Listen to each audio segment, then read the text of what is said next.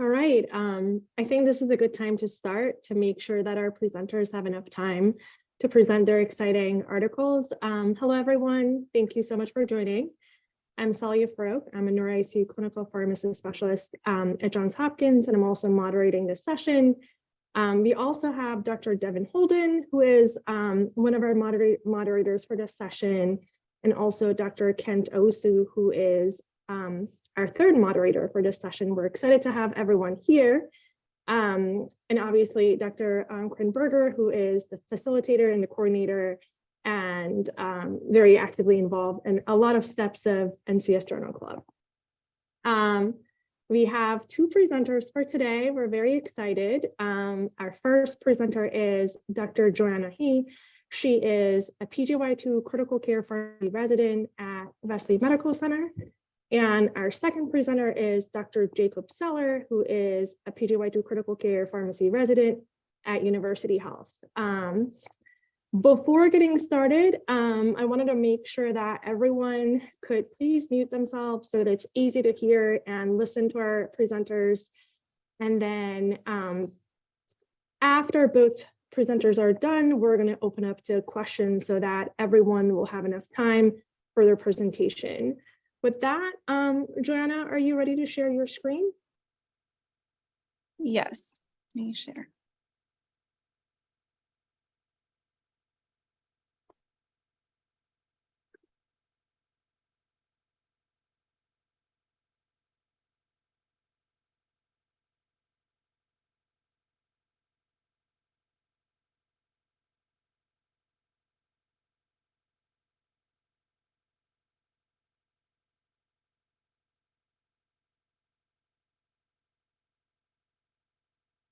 All right, does that look okay?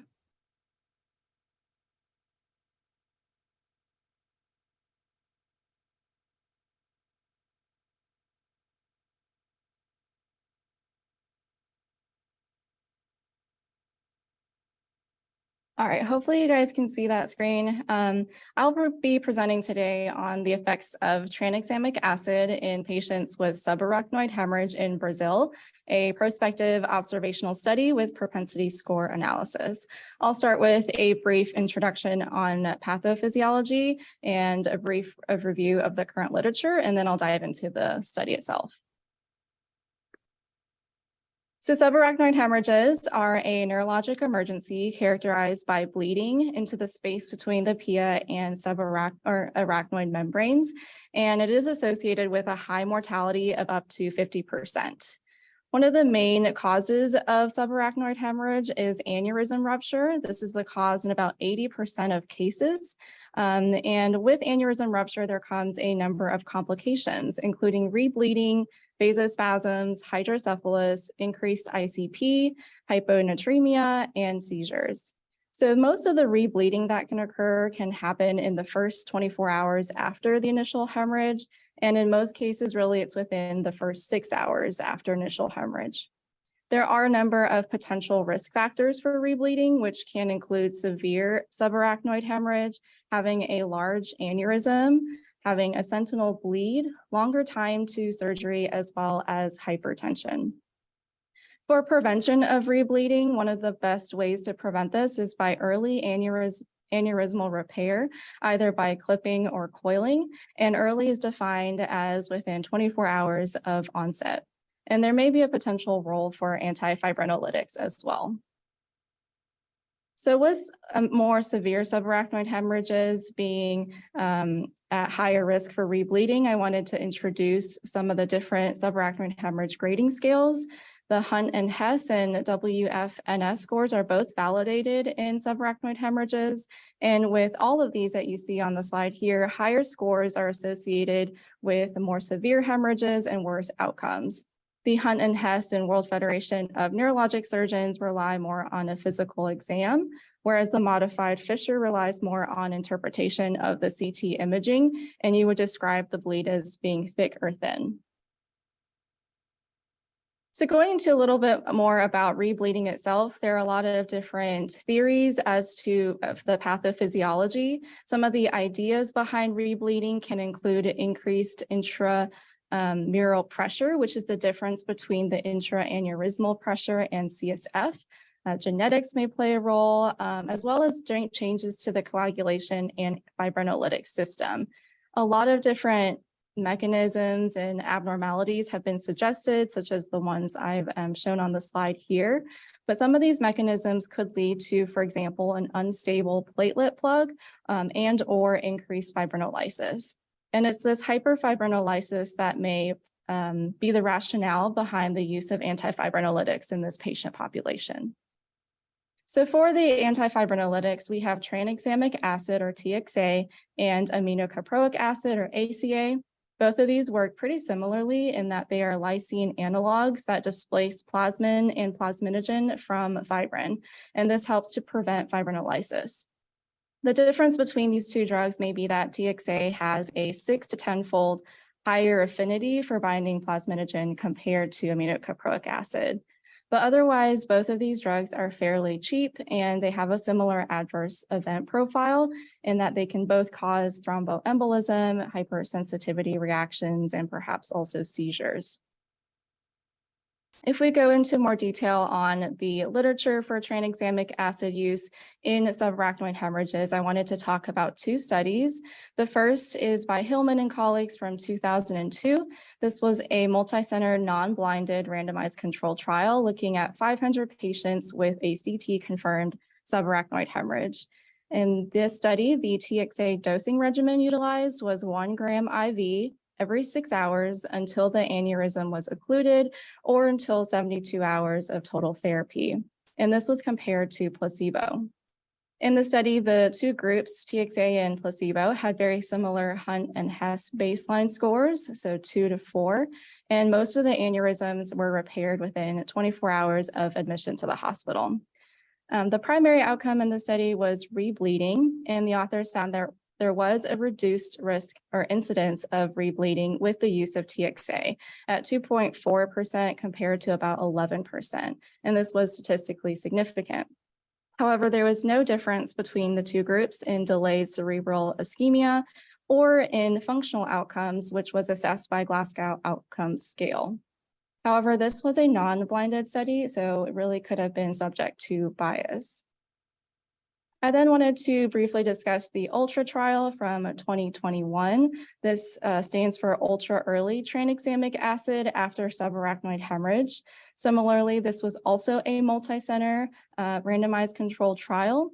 It was quite large with almost 1,000 patients with subarachnoid hemorrhage confirmed on CT and with the ictus being in the last 24 hours. In this study, TXA was given as 1 gram IV bolus, followed by a continuous infusion of 1 gram every 8 hours, similarly terminated before aneurysm treatment or at 24 hours. And this was compared to usual care. The primary outcome of this study was the modified Rankin scale, and they found that a similar number of patients had a good 6-month functional outcome per the modified Rankin scale. There was also no difference in mortality or in safety outcomes, which included rebleeding, thromboembolism, and delayed cerebral ischemia. So I think that this study did have a large number of strengths, given that it was large.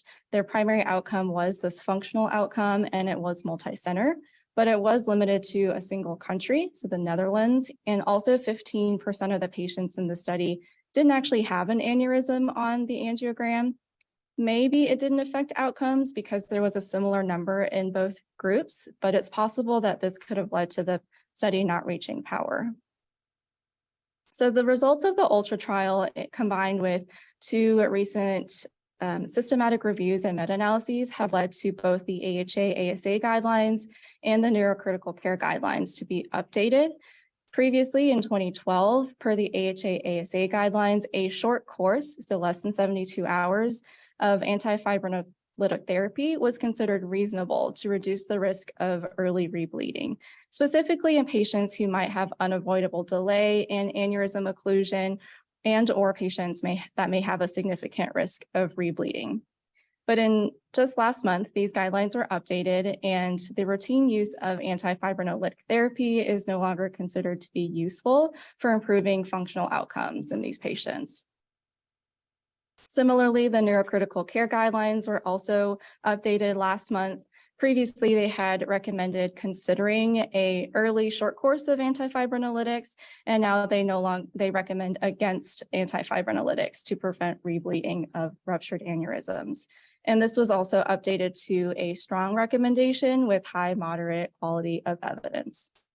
As mentioned, this was based on the results of the ULTRA trial, as well as a couple of meta-analyses. However, in the ULTRA trial, the median time to aneurysm occlusion was 14 hours from symptom onset. And that time to obliteration might be more achievable in a hospital setting that has the resources and staff to perform the procedure.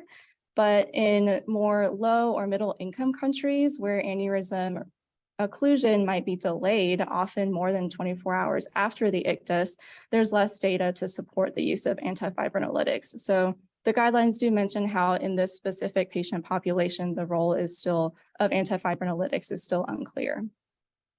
So the purpose of this study was to assess the effect of tranexamic acid on long-term functional outcomes in patients with aneurysmal subarachnoid hemorrhage in a high volume referral center in Brazil. Brazil being a more middle income country.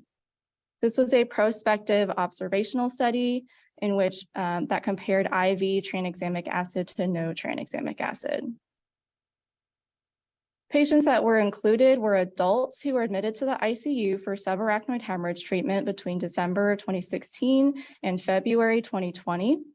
The patients that had traumatic subarachnoid hemorrhages were excluded, as well as those who didn't have an aneurysm identified on angiography, those with delayed admission, pregnant women, and those who had a life expectancy of less than 24 hours. At this institution, the protocol for tranexamic acid included all patients to receive TXA if it was within 72 hours of the initial bleed, with the exception of if patients were expected to have aneurysm occlusion within the next 6 hours, or if they had a history of a thromboembolic event. In this study, the TXA dosing regimen utilized was 1 gram IV every 6 hours up to 72 hours total, or until aneurysm occlusion, whichever occurred first. So study design is fairly similar to previous studies.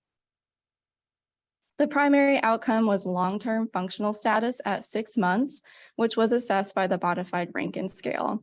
And I wanted to just review the modified Rankin scale here. So an outcome or a score of 0 to 3 indicates a favorable functional outcome, whereas 4 to 6 indicates an unfavorable outcome.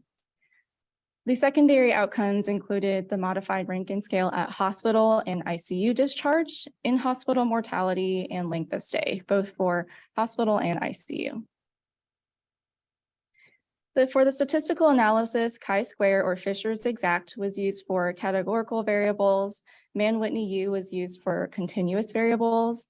The authors also performed a logistic regression, multivariable logistic regression model, and for the primary outcome of long-term modified Rankin scale. They also utilized inverse probability treatment weighting and propensity score matching. And this is basically to account for the fact that patients were not actually randomized into the two groups, since this was an observational study. So these two methods basically help to mimic a randomized trial. And lastly, the alpha value was set at 0.05. A little over 300 patients with subarachnoid hemorrhage admitted to the ICU were screened. The authors then excluded 75 patients. Most of these patients either didn't undergo angiography or didn't actually have an aneurysm identified. This led to 230 patients being included, 101 did not receive TXA, and 129 did receive TXA. So looking at the baseline characteristics here, you can see that for age, male versus female, and anticoagulant or antiplatelet use, the two groups were quite similar at baseline. Looking at the WFNS grading score, so you can see that the scores were a little bit more widespread in patients that received TXA, and more patients tended to have scores, higher scores of 4 and 5. Whereas in the no TXA group, patients tended to have scores of 1 and 2, so much lower. Similarly, there were differences in the modified Fisher grading scale. Most patients overall had scores of 3 or 4, indicating thicker bleeds, but more patients had a score of 4 in the TXA group. For aneurysm location, most of the location was anterior. This is significant to note because aneurysms that are located more anteriorly might be easier to clip, but the posterior ones may carry a higher risk of rebleeding, but there was no difference between these two groups. Similarly, there was no difference between the modality of aneurysm treatment, whether clipping or coiling, although clipping was utilized in most cases. So looking at the primary outcome of modified Rankin scale at 6 months, you can see that between both groups, patients were more likely to have scores of 0 to 2, but there was a wider distribution of scores in the patients that did not receive TXA. Modified Rankin scales are scores of 4 to 6, if you remember, mean that patients may have a more unfavorable functional outcome. You can see that there was no difference at hospital discharge between TXA or no TXA use, but at 6 months, more patients who received TXA had an unfavorable functional outcome, and this was statistically significant. There was no difference in ICU or hospital length of stay between these two groups. However, mortality at hospital discharge was significantly higher with TXA use at 33% compared to 11%. For complications of hospitalization, VTE or venous thromboembolism was more likely in the patients that did not receive TXA, and you would actually expect this to be an adverse event of TXA, so this finding was a little bit unexpected. However, rebleeding was not different between these two groups. And looking at the incidences of 9 and 8%, this is pretty similar to previous literature. Also, lastly, there was no difference in delayed cerebral ischemia between the two groups. Now, the authors did note that there is a possible reason for why they didn't find a difference in rebleeding. As we mentioned, this tends to occur more in the first few hours and really within the first 24 hours after initial hemorrhage, but some patients in the study could have presented to the hospital a bit later. So this is a figure from the study looking at time from ictus to admission, as well as time from admission to aneurysm occlusion. On the x-axis, you have the days elapsed, and then we have blue representing the TXA group and orange representing the no TXA group. Within the figure, you can also see solid lines, which indicate the medians, and dotted lines, which indicate the 25th and 75th percentile. The authors of the study did report that overall time to aneurysm treatment was 4 days, which I suspect to be 4 days from the ictus. You can also see that median time from ictus to admission and time from admission to occlusion was longer for the patients that didn't receive TXA. Meanwhile, those that did receive tranexamic acid tended to present to the hospital the day of symptoms. So they had a median day of 0 days from ictus to admission, and they tended to undergo aneurysm occlusion about a day into their hospital stay. Lastly, for the results, I wanted to present the statistically significant results for the multivariable logistic regression model. And this is where the authors applied the inverse probability treatment weighting and propensity score matching to account for non-randomization. And some of the factors that were adjusted for in this regression model included differences in age, whether the patients were male or female, clinical grade, days from ictus to admission, whether that was more or less than 72 hours, modified Fisher, and the modality of aneurysm treatment. Here you can see that pretty much across the board, the severity of subarachnoid hemorrhage per the World Federation of Neurologic Surgeons grading system appeared to affect outcomes, both hospital mortality and whether the patients would have a favorable or unfavorable modified Rankin scale. In addition, the use of tranexamic acid was found to be independently associated with an increased hospital mortality at discharge. And that is a finding that contradicts existing literature, which so far has shown that tranexamic acid may not affect mortality at all. And there was no clear mechanism for this identified in this study. In conclusion, a short course of tranexamic acid here did not improve long-term outcomes in patients with an aneurysmal subarachnoid hemorrhage, but it was associated with increased hospital mortality, again, through some kind of unclear mechanism that was not discussed. So there may continue to be a lack of routine use of TXA in patients with aneurysmal subarachnoid hemorrhage. So looking at the strengths and limitations of the study, I did like that the study design was pretty similar to the previous studies, especially with the prospective nature and the use of their TXA dosing regimen. And I think that makes the results of the study more comparable to those that came before it. I also like that they used functional outcome as their primary outcome, given that the previous literature suggests even though TXA or antifibrinolytics can reduce rebleeding, there may not be a difference in functional outcomes long-term. Also, I think their statistics were appropriate in their use of the inverse probability treatment weighting and propensity score matching to account for non-randomization. However, I do think there were also several limitations to the study, one of which was that they didn't look at aneurysm size. This was just information that was not available in their database. And we know that aneurysm size could be one of the risk factors for rebleeding. They also noted that they couldn't assess for adherence to their institutional protocol for TXA use, which led to some patients in the TXA group not actually receiving the drug. And I looked through both their supplementary data and throughout the article itself, and the number of patients who ended up in this category where it was not disclosed. Also, this was a relatively smaller sample size compared to some of the previous literature, which did include more than 300 or 400 patients, and there was no power calculation done. So we don't know if this study was actually powered for its primary outcome. Overall, I do think that this study adds to the literature that suggests there might not be a benefit in the use of antifibrinolytics in patients with aneurysmal subarachnoid hemorrhage.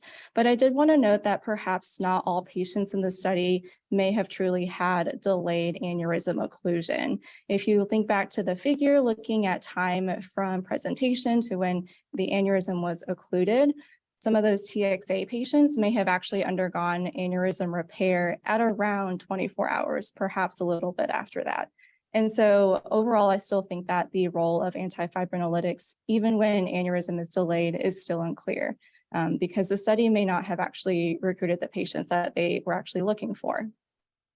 Where I think future research could focus on is continuing to look at delayed aneurysm repair patients and look at whether the timing of TXA matters.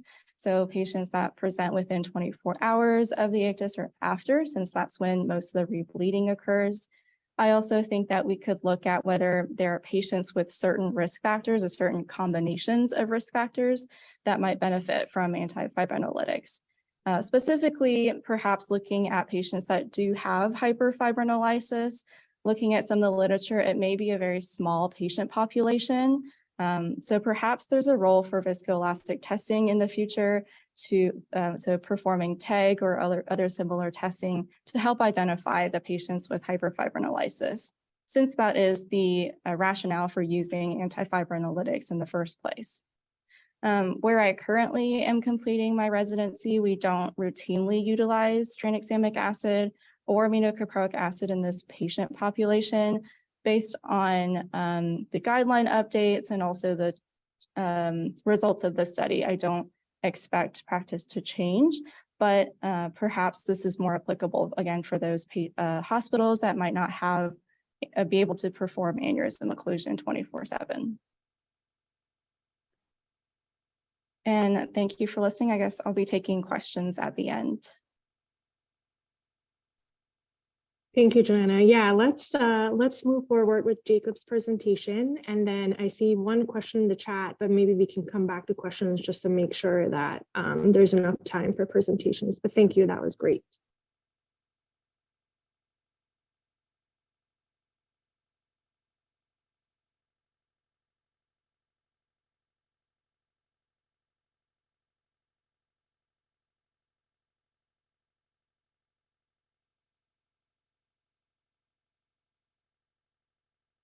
It is not letting me share my screen at the moment. I just stopped sharing, so hopefully you'll let you know. I think you should be able to do it now, but let us know. I'm happy to be back up. All right, here we go. You're able to see my screen?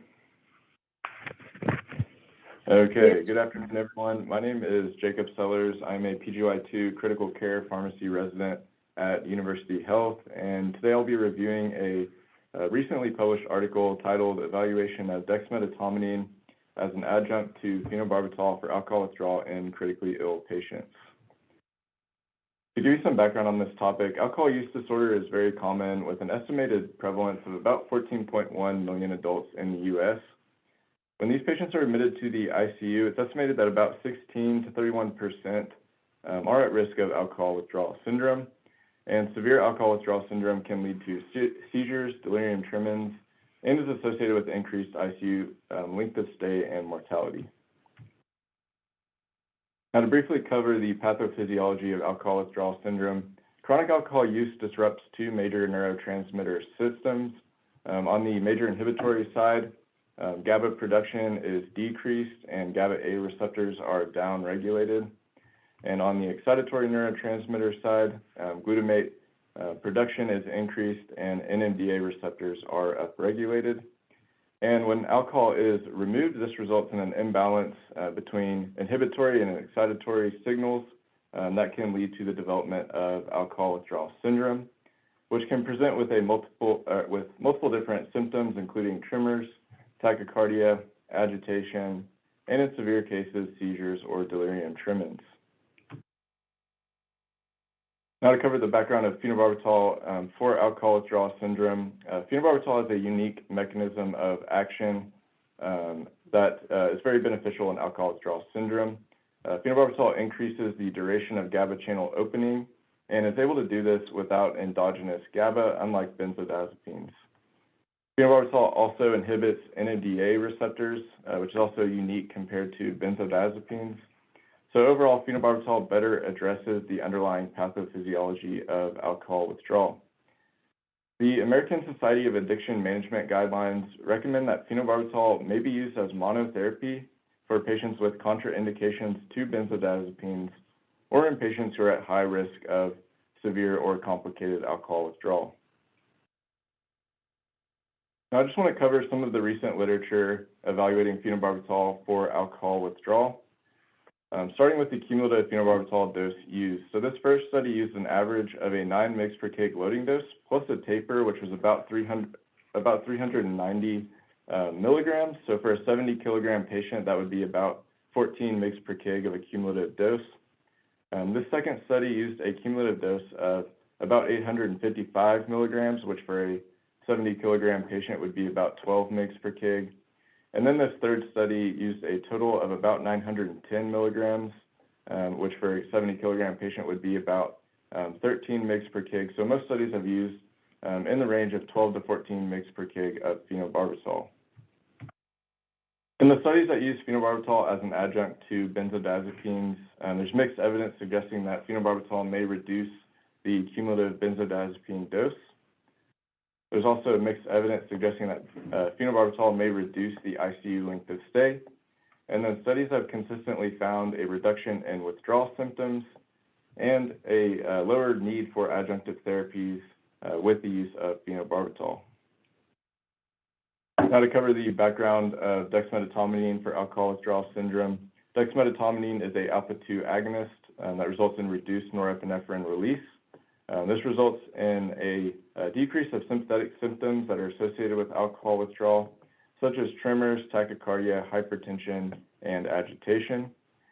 The American Society of Addiction Management guidelines recommend dexmedetomidine as an adjunct to benzodiazepines to control autonomic hyperactivity and anxiety when not controlled by benzodiazepines alone. The guidelines also point out that dexmedetomidine should not be used as monotherapy because it lacks GABA activity, so it's unable to prevent alcohol withdrawal seizures.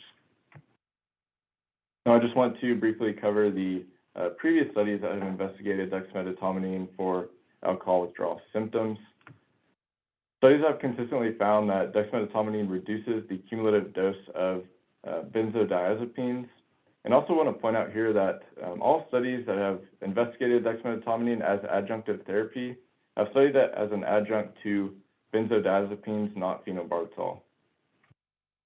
There is mixed evidence suggesting that dexmedetomidine may increase the ICU length of stay. There's also mixed evidence suggesting that dexmedetomidine may reduce withdrawal symptoms. And then a few studies have found dexmedetomidine to increase the incidence of bradycardia. To summarize the background, previous studies of adjunctive dexmedetomidine for alcohol withdrawal has found mixed results. Some studies have found an improvement in alcohol withdrawal symptoms, whereas some studies have found an increase in adverse outcomes, including increased ICU length of stay and higher incidence of bradycardia. Overall, there is a lack of data evaluating the effects of dexmedetomidine as an adjunct to phenobarbital. The objective of this study was to investigate the effects of dexmedetomidine as an adjunct to phenobarbital on ICU length of stay in critically ill patients with alcohol withdrawal syndrome. This was a single-center retrospective cohort conducted at Brigham and Women's Hospital from 2018 through 2021. The study included adults with alcohol withdrawal syndrome who received phenobarbital plus either dexmedetomidine or other adjunctive therapies, including antipsychotics, clonidine, and benzodiazepines. Patients were excluded if they had underlying altered mental status not related to alcohol withdrawal, which of course will be a limitation of this study when evaluating it for the neuro population. The study also excluded patients who received phenobarbital at outside hospital and patients who had underlying seizure disorders not related to alcohol withdrawal, as well as patients who are pregnant. The intervention of this study, all patients received phenobarbital loading dose between 6 to 15 mg per kg of ideal body weight. Patients could also receive phenobarbital 65 to 130 milligrams as needed, and patients with severe alcohol withdrawal syndrome received a taper.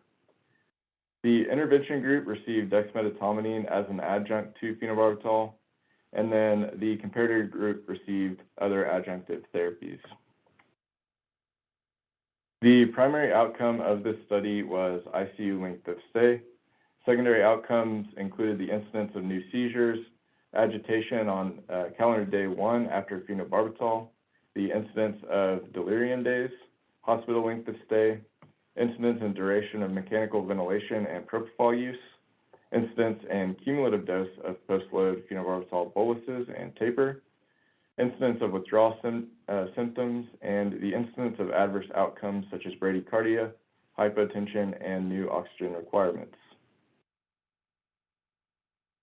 For the statistical analysis of continuous variables, a paired t-test was used for parametric data, and a Mann-Whitney U-test was used for non-parametric data. Categorical variables were analyzed using the chi-square test, and then a multivariate linear regression was performed to analyze the effects of dexmedetomidine on ICU length of stay, CAM-ICU positive delirium days, agitation on day 1 after phenobarbital, total phenobarbital administered, baseline CWAS scores, and incidence of antipsychotic use. Now, going into the results, starting with baseline characteristics, most patients were male with a median age of about 55 years old. Most patients were admitted to either the medical or surgical ICU, which is again going to be a limitation when trying to extrapolate this data to the neuro population. Patients were primarily admitted with either alcohol withdrawal or trauma. And then patients had, about 20 to 30% of patients had positive CAM-ICU score at baseline. About 90% of patients received benzodiazepines prior to phenobarbital. And then about 20% of patients had seizure at presentation. And overall baseline characteristics were well balanced between the two cohorts. Now going into medication dosing, the median cumulative phenobarbital loading dose was about 8 mg per kg and was not different between the two groups. Patients who received dexmedetomidine had a higher use of antipsychotics. However, this was not found to be statistically significant. The use of clonidine and benzodiazepines was also higher in the dexmedetomidine group and was found to be statistically significant.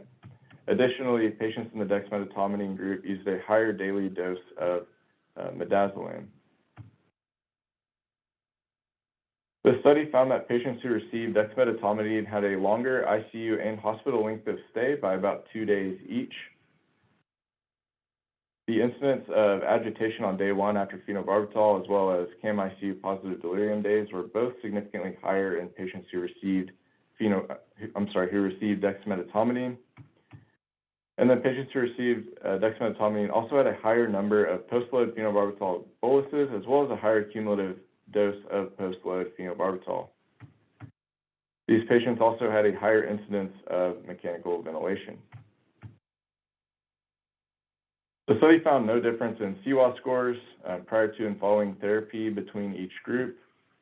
And when looking at the symptoms of alcohol withdrawal syndrome, patients who received dexmedetomidine had a lower rate of tremors, but a higher rate of irritability, with no difference in sweating or tachycardia. The study also found that patients who received dexmedetomidine had a significantly higher incidence of bradycardia, oversedation, and propofol utilization after phenobarbital. The authors of the study concluded that the use of dexmedetomidine as an adjunct to phenobarbital for the management of alcohol withdrawal syndrome in the ICU is associated with prolonged ICU length of stay. The authors also pointed out that dexmedetomidine should not be used routinely in all ICU patients, but may be useful in some circumstances. Now, going into the strengths and limitations of this study, the strengths included its use of Corson exact matching, which resulted in well-balanced baseline characteristics. Another strength of this study was the use of phenobarbital as the primary treatment of alcohol withdrawal, because this is becoming more common, and prior to this study, dexmedetomidine had not been studied as an adjunct to phenobarbital for alcohol withdrawal, so it addressed a gap in the literature. The study also had several limitations, including the fact that it was a single-center retrospective design, which could introduce bias. The study also had a small sample size with 56 patients in each cohort and did not meet power of 63 patients in each cohort. However, the study was still able to find a statistically significant difference in the primary outcome. Another major limitation of this study was that there was no assessment of alcohol withdrawal risk at baseline, so it was difficult to determine if patients in the DEX group had a similar risk of complicated alcohol withdrawal compared to the patients in the no-DEX group. The manuscript also did not list out the protocol for phenobarbital dosing, so it was difficult to determine if we could extrapolate this protocol or this study to our institution. And then lastly, the phenobarbital loading dose was on the lower end of the dosing range, which may have resulted in a higher need for adjunctive therapies. My big takeaways from this study is that patients who received dexmedetomidine may have had more severe alcohol withdrawal. These patients required more post-load phenobarbital boluses. They required a higher cumulative dose of benzodiazepines, had a higher incidence of mechanical ventilation and propofol use, had more irritability, and a trend towards more antipsychotic use. And I don't think the use of dexmedetomidine can be the cause of all of these findings. My other major takeaway is that phenobarbital dosing may not have been optimized. The median loading dose of phenobarbital was about 8 mg per kg of ideal body weight, which was on the lower end of their range of 6 to 15 mg per kg. And this use of a lower phenobarbital loading dose may have contributed to higher rates of adjunctive medication use. So because of these two main points, I think that it's difficult to extrapolate this data to change our current practice. So my recommendation is that phenobarbital dosing should be optimized when used as the primary treatment for alcohol withdrawal. I do agree with the authors that dexmedetomidine should not be routinely used in all patients with alcohol withdrawal syndrome, but may be useful in some situations, including patients with uncontrolled autonomic symptoms or agitation, while we're loading phenobarbital or after the optimization of phenobarbital dosing. It could also be useful in patients with hyperactive delirium during alcohol withdrawal. I do think that further prospective trials are warranted to evaluate dexmedetomidine as an adjunct to phenobarbital for alcohol withdrawal. I think that studies should assess the risk of severe alcohol withdrawal at baseline using validated tools such as the POS score, so we can better understand that the two cohorts have an equivalent risk of complicated alcohol withdrawal. And then lastly, studies should report the phenobarbital dosing protocols used and the adherence to these protocols, so we can ensure that the phenobarbital dosing was optimized. And with that, I'll be happy to take any questions. Thank you, Jacob, and thank you, Joanna. Excellent presentations, great work. We do have some questions in the chat box. So Joanna, I think we're going to start with your article. The first question is from Kent, who's also here. Kent, would you like to ask that question yourself, or?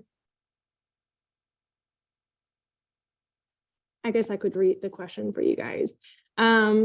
So I think it's a very interesting question. The question is that, was this study actually included in the guidelines pending publication, and whether that actually impacted any of the recommendations in the guidelines, and talking about, aneurysmal SAH or guidelines from NCS and from American Heart Association.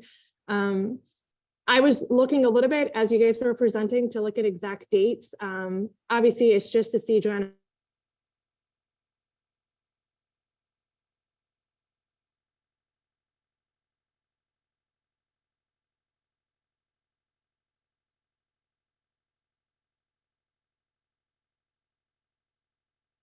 for these patients. I did change my mic settings earlier. Can you hear me now, or is it not working anymore? I can hear you now. Okay. You froze for a second there, so I don't think I heard the whole question. But as for like the dates, I don't think it was cited in any of their guidelines. But I didn't hear that second part of the question. It was one part, but I was just saying it's not an easy question. Very timely though. So I was just looking back. The study that you presented was published on May 2nd, and the guidelines came out on May 19th. And again, it's very close, and exactly just like what you said. The date of publication obviously doesn't mean that, I'm sure there's been a lot of updates and a lot of kind of, work to get this out. My guess is that they probably didn't have time to include this study specifically, but it's nice that the recommendations kind of aligned, which is nice to see that. And Chris asked, are there differences in care or resources in Brazil versus the US that may have impacted these outcomes? Yeah, so that one I'm not too sure about. I don't know, which guidelines they might follow, whether it's like American or the maybe European guidelines or the neurocritical care ones. They did talk about the area that the hospital services in the article. So it's an area of 10,000 square kilometers with a population of 4 million. So that seems like quite a big area. And so I imagine that a lot of patients probably had to be transferred into this referral hospital from outlying facilities, maybe smaller hospitals. And so I think that was the whole point of why they wanted to look at this area specifically, geographically. I imagine that also they may not have had 24/7 ability to repair aneurysms, although they didn't specifically state that. It's just what I gathered from the study. Yeah, I mean, I don't know exactly what the differences are, but one thing that they did talk about is, median time, I think, to making any intervention for these patients is about 4 days, which I don't think in the US that's how long it takes us. I think it's 24 hours after, admitting these patients. Usually the surgical intervention happens, and that's why I think the study was done to see if the timing is different from, advanced countries like the US. Would that change the outcomes? And this was, I think, a pretty, negative study to show that not only the outcomes were not better, the mortality was higher and such, but just like you mentioned, there was a lot of limitations to the study. They didn't even report if the study was compliant to the protocol that they were doing. There was no information about the aneurysms except for anterior posterior. There was, I think, a lot of things that could have been more clarified, but absolutely. And I think Andy has a question.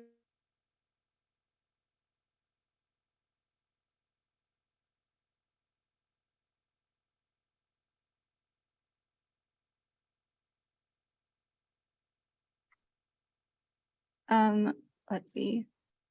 So for the MRS, they didn't specify if it was blinded or not. They just talked about how it was a routine follow-up consultation, a telephone interview. So I'm really not sure if it was blinded or not in terms of like the two treatment arms. Yeah, I don't know. I agree. I don't know that based on the information. I don't think so, but I'm not 100% sure because there is no specific information about that. I personally have one question for you. I think it's a big picture question. You know, I think TXA comes up as this kind of, you know, intervention once in a while that we want to see if our patients are going to improve. And is this something that we should keep studying or look at? In aneurysmal SAH, you know, it looks like we're not really thinking that this is the way to do it. Even if you can't do the, you know, surgical intervention, even within like 3-4 days, this is not going to be improving outcomes. We also saw in CRASH 3 that in TBI, this might not be the answer, right? It was safe, but the efficacy outcomes, I think it was questionable. There was a lot of questions about the way the study was performed and reported. Do you think there's a role for TXA in neurocritical care? And if so, where? How should we utilize TXA in neurocritical care patients?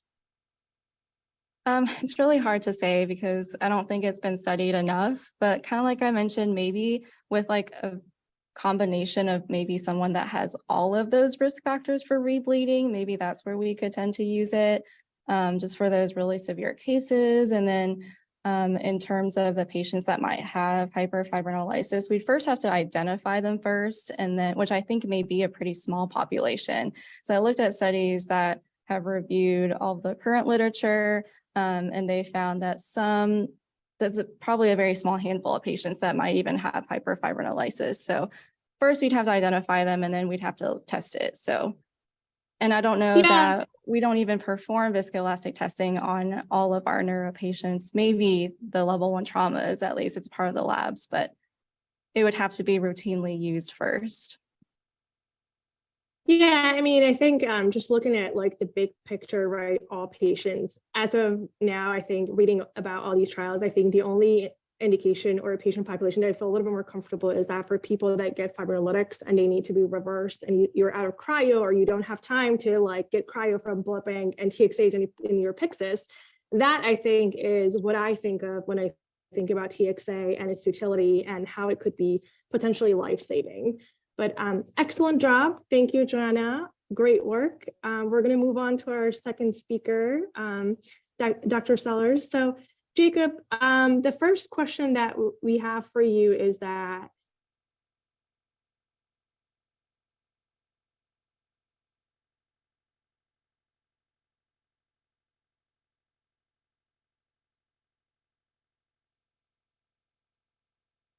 Sorry, I think the audio cut out there, but the dose of dexmedetomidine. Yeah, so this was a retrospective study, so they didn't have like a specific protocolized use of dexmedetomidine for alcohol withdrawal that was listed in the study, but I believe it was titratable in the ICU and then non-titratable outside of the ICU. Yeah, I think I read that median dose was 0.7, maybe mics per kg per hour. Unless I'm making that up. Yeah. Okay, mean dose. Okay. And then Chris asked, in your clinical opinion, do all patients on dexmedetomidine for ethanol withdrawal need to be in the ICU versus step down? Yeah, it hasn't. I don't really have experience using dexmedetomidine outside of the ICU. I would be hesitant to do that. I know some institutions will, and they'll use a fixed dose, like a non-titratable Precedex drip. My hesitation with that is I think that would likely result in probably a longer ICU length of stay if we're not frequently monitoring the patient and assessing for the need to really continue that dexmedetomidine drip.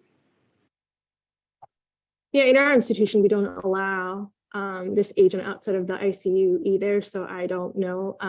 I honestly think that it's probably the best to keep these patients in the ICU, especially if the initial idea was for severe alcohol withdrawal, but it will be good to hear if there are other folks here that use Precedex or dexmedetomidine outside of the ICU.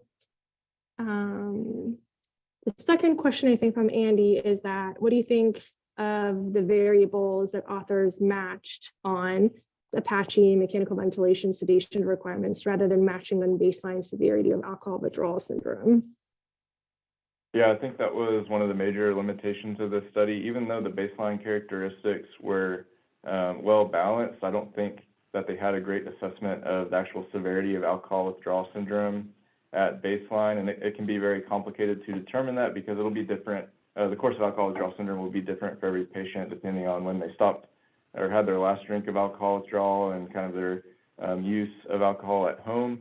So that's why I think it would be a really good idea to assess that using a validated tool at baseline, like the POS score, the MIND score, those types of things, that we have a better understanding of really their risk of severe alcohol withdrawal at baseline. Okay, cool. I have a quick question also, and a few comments about the study. What do you think about looking at length of ICU stay as the primary outcome? I was honestly a little bit puzzled about that. I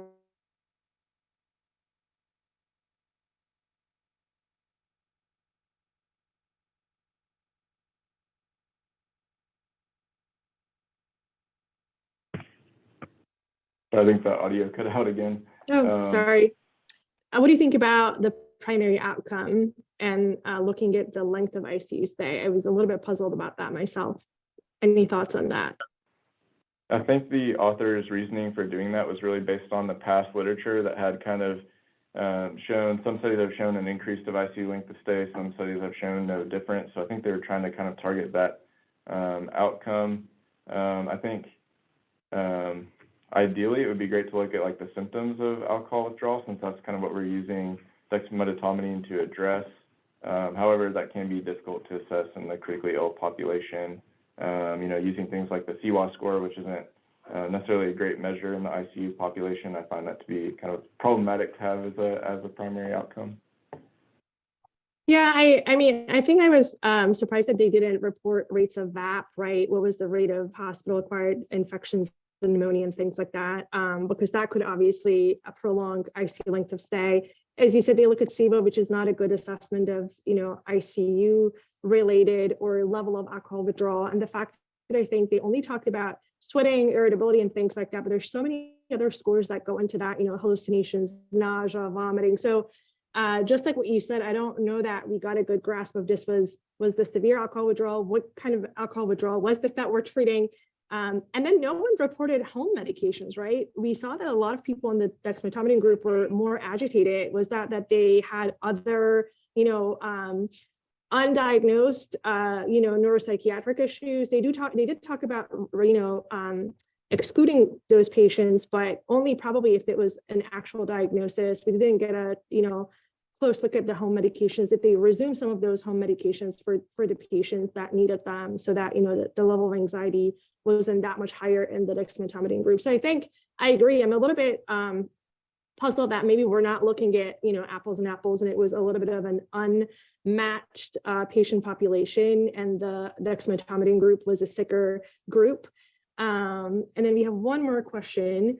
Did they define what history of severe alcohol withdrawal was? I'm not sure if they had that defined. I don't remember reading that. Yeah, I don't believe I saw that either, but yeah, no, they didn't have that defined. okay, great, excellent. 18 patients had a history of seizures, but 13 were severe. Okay, got it.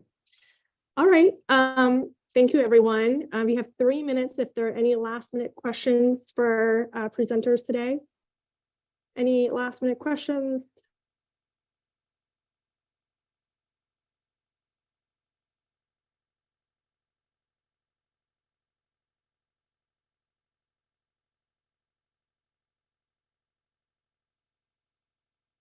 Well, if not, thank you very much and have a great day. Thank you, everyone.